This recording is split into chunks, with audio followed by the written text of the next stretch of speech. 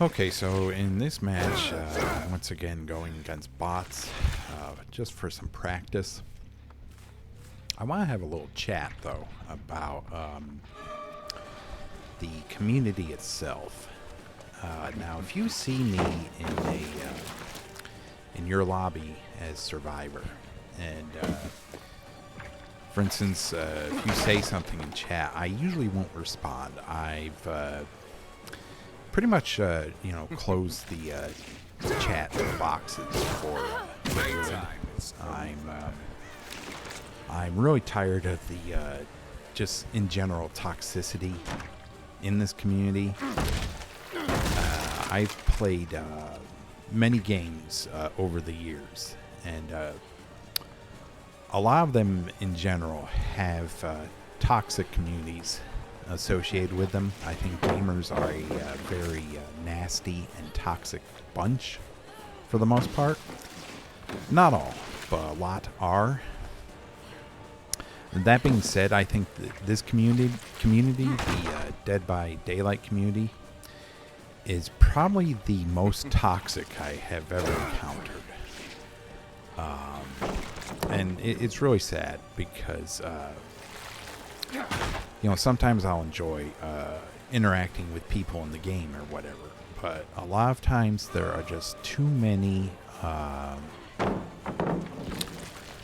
too many toxic people to make it worthwhile anymore. So I am definitely going to be ignoring chat in most of my matches that I play. It's nothing personal. If you see me, I'm not talking. That's why. It's not. I'm just tired of dealing with the toxicity and the bully mindset of a lot of people in this community. I think it's I think it's a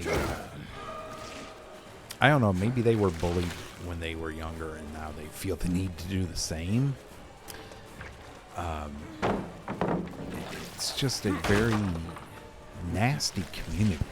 When you're trying to win a video game and you get nasty remarks thrown at you for no reason. So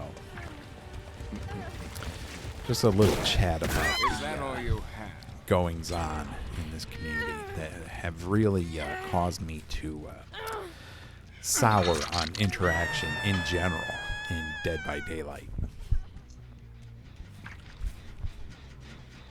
So, I will more than likely just keep the chat box closed before the match and after the match. I will not be interested in engaging in chat with anyone. If you want to ask questions or leave comments on the YouTube channel, that's fine. But in the heat of the moment, when people's emotions run high, I think it's best just to ignore what they say.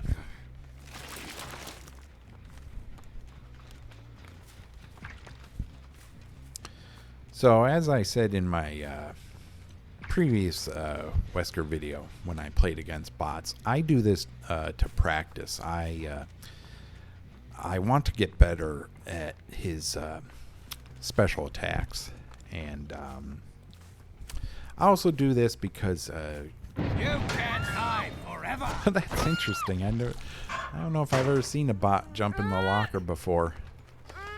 I didn't see her, but I kind of figured she did that.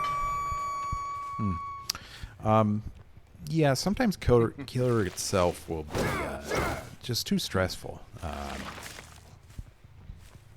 There are a lot of people complaining about the meta and how the meta is nothing but gen regression or gen defense perks. And I have to say to that, what I have to say to that is basically, well, the gens go too fast. And yes, I know, see, Survivor's objective to do that. But behavior does not need to release new survivors with at least one new gen progression perk every few months. I feel like the whole point of them adding time to the generators has been pretty much futile in terms of giving the killer anything to try to control the gens. Because they'll add 10 seconds to generators. But then they'll release a survivor who has a insane gen progression perk, like Rebecca's hyper focus. I mean, that perk is just nuts. And I feel like the developers are saying one thing and then doing another, so I'm not exactly sure what the mindset is here, but I mean, what do you expect killers to do? Just watch as all the gens are done and say, oh well, guess I lose. I mean, of course they're going to run generator slowdown perks because they don't want to lose. And I feel like the meta would be, the game itself would be in a much better place if the developers stopped releasing these survivors with these insane gen progression perks. You had Rebecca come out, and then you had Vittorio's perks. You know, in a previous video, I said that potential energy wasn't that good, but actually, if you're able to stay on a gen and are able to run the killer around and not get hit, then yes, it's a very good perk because it basically allows you to finish a generator almost instantly, especially when it's stacked with hyper focus and fast track and all the other generator perks that survivors have now. Prove thyself, overzealous, whatever. The developers seem to be creating this own mess that everyone's having to deal with. I am not a fan at all of these new perks that increase gen speeds. We really don't need that. I wouldn't mind if they got rid of all gen perks, honestly, both as survivor and killer. I think that would be a lot healthier for the game. Just leave the gens at like 80 seconds, but get rid of generator perks, like Prove Thyself, like Hyper Focus, and also get rid of the killer perks that affect gens, because you won't need them once the survivor perks are gone.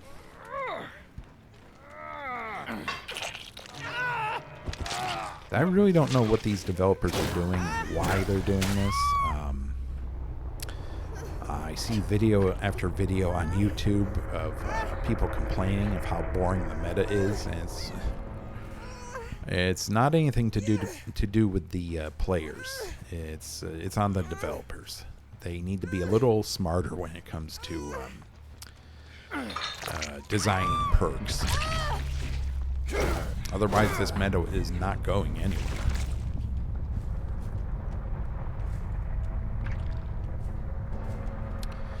So, just my general thoughts on a couple of issues with the game. I hope you enjoy my rant.